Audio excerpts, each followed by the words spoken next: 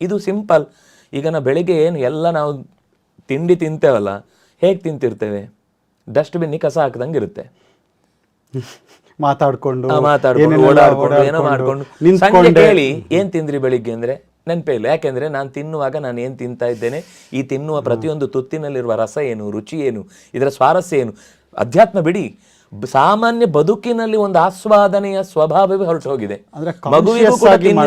ಮಗುವಿಗೂ ತಿನ್ನಿಸುವಾಗ ಎದುರುಗಡೆ ಮೊಬೈಲ್ ಇಟ್ಟು ಬಾಯಿಗೆ ತಳ್ತಾ ಇರುತ್ತೆ. ಅದಕ್ಕೇನು ಅಂದ್ರೆ ಮೊಬೈಲ್ ತೋರಿಸಿದ್ರೆ ಬಾಯಿ ತೆಗಿಬೇಕು, ಇಷ್ಟೇ ಅದರ ತಲೆಯಲ್ಲಿ ಓಡ್ತಾ ಇರುತ್ತೆ. ಹೊರತು ಇದು ನನಗೆ ಹಸಿವಾಗಿದೆ, ಇದರಲ್ಲಿ ಒಂದು ರುಚಿ ಇದೆ, ಇದಕ್ಕೊಂದು ಹೆಸರಿದೆ, ಈ ಪದಾರ್ಥ ನಾನು ತಿಂತಾ ಇರೋದು ಏನೋ ಒಂದಕ್ಕೆ, ಎಂಥದ್ದು ಗೊತ್ತಿಲ್ಲ. ನಾವು ಹಾಗೆ ಯಂತ್ರ ಮಾಡ್ತಾ ಇದ್ದೇವೆ. ಇದು ನಮ್ಮ ದೊಡ್ಡವರ ಸಮಸ್ಯೆಯೂ ಹೀಗೇನೆ. ಅದರಿಂದ ಯಾವಾಗ ಉಸಿರಾಟದಲ್ಲೂ ನಮಗೆ ಈ ಯಂತ್ರದ ಹಾಗಾದಾಗ ಇಷ್ಟು ದಿವಸ ಗಾಳಿ ಒಳಗೆ ಹೊರಗೆ ಬಿಟ್ಟು ಆ ಪ್ರಾಣಿ ಹೋಯ್ತು ಅಂತಾಗುತ್ತೆ. ನಾನು ತಮಾಷೆ ಕೆಲವೊಮ್ಮೆ ಹೇಳೋದುಂಟು, ಮೂಗಿಗೆ ಯಾಕೆ ಹತ್ತಿ ಇಡ್ತಾರೆ ಅಂತಂದರೆ ಸೈನ್ಸ್ ಬೇರೆ ಇದೆ.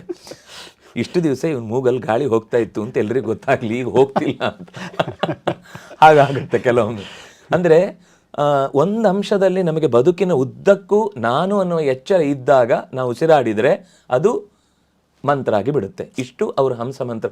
ಅಂದರೆ ನಾನು ಹಾಗೆ ಹೇಳಿದೆ, ನೇರವಾಗಿ ಅಧ್ಯಾತ್ಮದ ಚಟುವಟಿಕೆ ದೈವಿಕ ಕರ್ಮಗಳಲ್ಲಿ ತೊಡಗಲಿಕ್ಕೆ ಆಗಲಿಲ್ಲ ಅಂದರೂ ನಿತ್ಯದ ಅನುಷ್ಠಾನವನ್ನೇ ಮಾಡುವಾಗ ಅದನ್ನು ದೈವಿಕವಾಗಿ ಭಗವಂತನ ಪ್ರಜ್ಞೆಯ ಪೂರ್ವಕವಾಗಿ ಜೋಡಿಸು, ಅದು ಮಂತ್ರ ಆಗುತ್ತೆ.